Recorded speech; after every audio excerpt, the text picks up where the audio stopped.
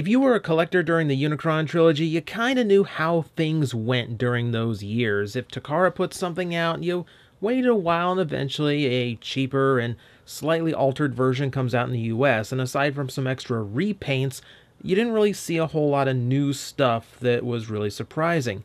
That really changed during Cybertron, where all of a sudden Hasbro was releasing molds Takara never touched before.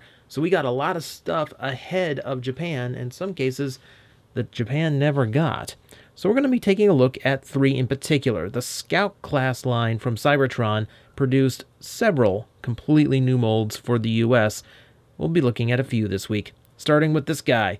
This is Recluse. Kind of an interesting little take. Going with the Jungle Planet's theme of Decepticons being lizards, dragons, dinosaurs, and all that, he is something of a very Cybertronian, very robotic iguana, looking quite interesting.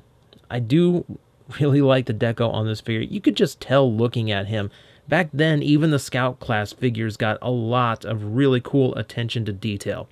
So as you can see, he is cast in a multitude of plastics, including black, this kind of off yellow for the underbelly, some bronze here for details, as well as some dark green.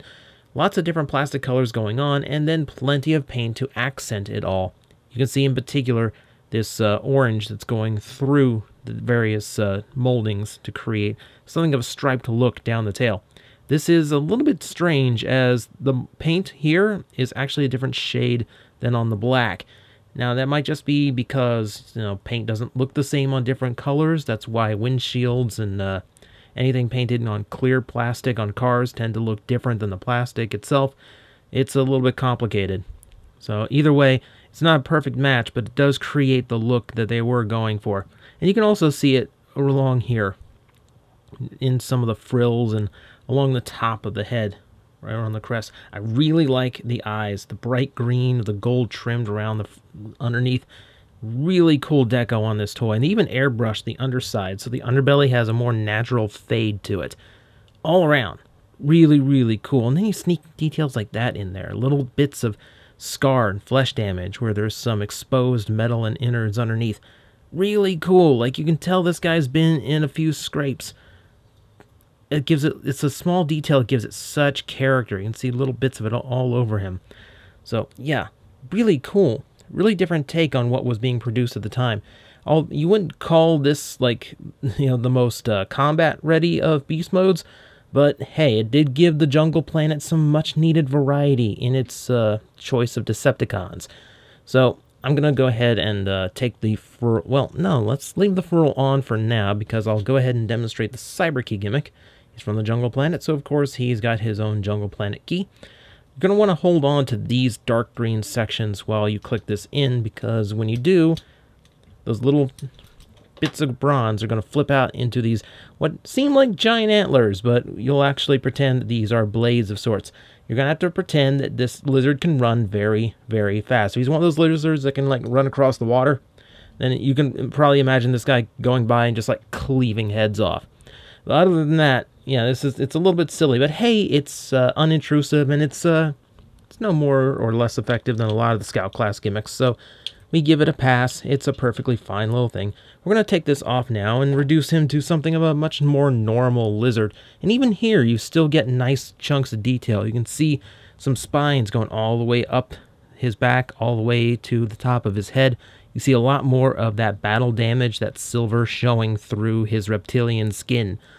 And also, this is just much more me. As a Floridian, this kind of makes me remember all the lizards around here that we commonly see.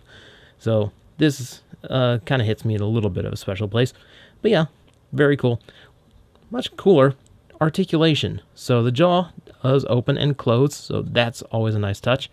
You have full universal motion in the shoulders, as well as a hinge and a ball joint at the elbow, so you have swivel as well. So that's all well and good. You have a thigh ball joint, as well as a ball joint here at what would be the knee. All of this giving him great articulation. You know the best part?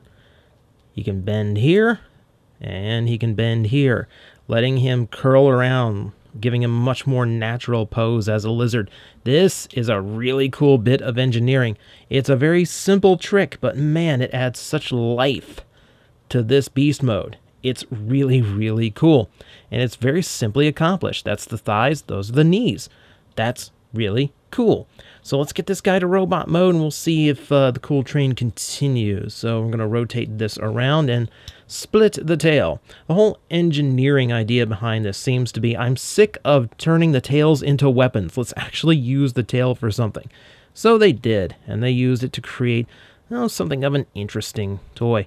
The legs you just kind of fold up however you want here. I kind of fold them around the thighs, so it kind of has like the look of a holster or something like that. So that gets them out of the way well enough.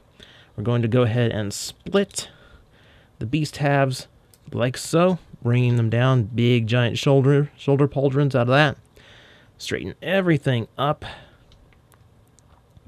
You want these beast mode feet pointing upward to create the look of his arms, and you want these parts pointed forward. Well, maybe you won't, but we'll get into that here in a bit. So if we get this guy just situated very simply, he has a very, very simple transformation to create Recluse's robot mode. And we adjust the camera just a little bit here. He has this very, very wide shoulder appearance. Of course he does, but still, it's a pretty quick and simple transformation. This is why I'm kind of impressed by some of the simplicity of how some of his beast mode tricks work, in particular that kind of curling lizard motion, because he's rather simply engineered, and that's much to his benefit. He seems like a toy that keeps things so simple it can get away with things like that and nothing gets interfered with. It's a design efficiency that I really appreciate. Taking a look at the head, he's got this big orange spike mohawk thing going with the big mean grimace, as well as bright flare green eyes. They kind of get lost in that dull yellow plastic, but it does create this interesting glow, and I like the glow inside the chest that matches. That's the kind of thing when like inner glow on a transformer also matches the eye color, gives you this look of like inner life that I actually like the look of. Speaking of liking the look, this guy creates a very interesting little appearance, doesn't he? So I like big, wide shoulder guards. It gives him a look of power and authority. This might be a little bit wider than I would normally take, but I don't think it looks that bad either. I do also like this asymmetrical thing they have going on. There's enough design details, like matching knees, as well as that orange paint going from one side to the other, to still keep him looking like his parts all belong together. But half him being molded yellow, half molded black, definitely does change that a little bit. But it does create this really interesting and unique look that makes him stand out, and I like that. Beyond that, he pretty much holds to all of his beast mode details. I mean, we can see the chest a little bit better now. Intricately painted with the orange, the green, the black, showing through just enough yellow to break it all up. It's a very dynamic little color scheme. And he now has pretty much all of his beast mode colors in pretty much where you would expect. I wish there was a little bit more of this darker green, because they mostly just kept that to his frills and his arms here. But for the most part, I do like the deco. As I said, it does keep things looking interesting, doesn't it? It's a very different type of character. So, that out of the way, articulation. Let's see. Well, no ball joint in the head, but it does rotate around. That's fine. Actually, we had a lack of ball joints on this guy. Well, kind of not. But the shoulders actually do have more universal motion. We have a hinge here in the torso, as well as a rotation here at the shoulder. This shoulder is interesting because you also have the twist that gave his, the universal joint in general that gave his beast mode its articulation. So you have that you can utilize to either bring his arms outward or bring them more forward if you want without moving the shoulder pauldrons.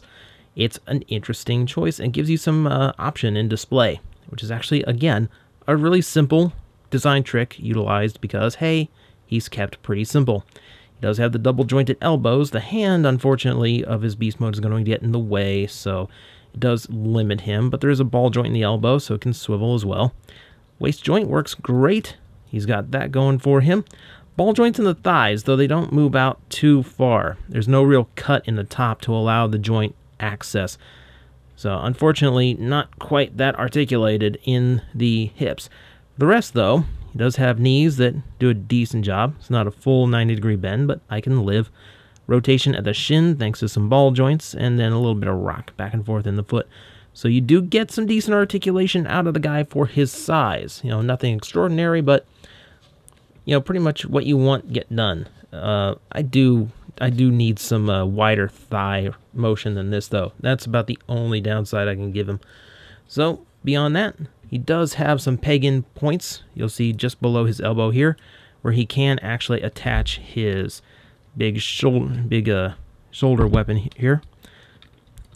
If we can actually get this attached, this is going to pretty much take up an entire arm to actually get this thing on him. And thankfully, those big feet do give him the balance to hold this up and maintain, well, I say that and he starts getting wobbly on me. But the feet should be wide enough to actually keep his balance in the poses, especially if you do aim it forward. I like to think of this more as a bow casting type weapon in this mode. You know, because if you have the wings, you have the blades back, it doesn't really look like much here. Yeah, I think a bow is about the best you can get, which gives a little bit more of a variety to the beast stuff from the Jungle Planet, as they mostly preferred their melee weaponry, and this still sticks to their kind of down-to-earth themes as far as weaponry goes, axes and blades and all that. So this works for me pretty well. So that, my friends, is Recluse, a very unexpected entry into the Cybertron line, both because he was Hasbro original, as well as just the uniqueness of him. As I said, engineering on this guy is very simple, but that allows him to get away with some incredibly cool little touches, and definitely makes him stand out, both amongst the Cybertron line, just as a Transformer in general. The asymmetric look, the uniqueness to the articulation in both modes, particularly the shoulder, and yes, the lizard curl that I love so much. He definitely has a really nice place in any Transformer collection. And that is just the start of what we're looking at this week. We're going to go into some of the more well-known scouts after this, and hey, who knows, it might get better from here.